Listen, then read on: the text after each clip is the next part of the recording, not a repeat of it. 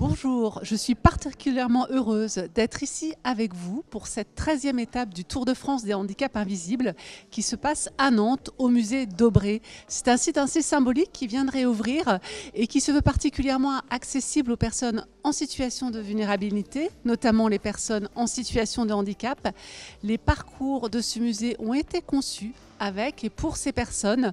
Il est particulièrement exemplaire en matière d'accessibilité et vraiment, je vous invite tous à venir le découvrir. Et nous nous retrouvons donc ici pour cette 13e étape du Tour de France lancée par le Fonds pour l'insertion des personnes en situation de handicap dans la fonction publique sur la thématique des handicaps invisibles.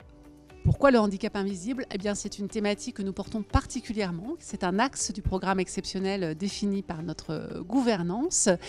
Et on le sait, aujourd'hui, près de 80% des personnes en situation de handicap qui travaillent ont un handicap invisible.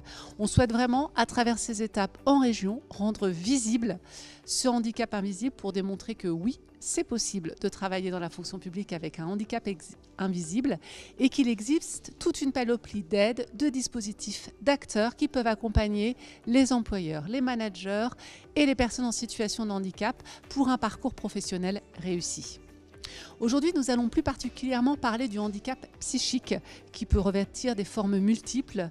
On le sait aujourd'hui, près de 20% de la population, à un moment ou à un autre de sa vie, peut être concernée par le handicap psychique, soit presque 13 millions de personnes.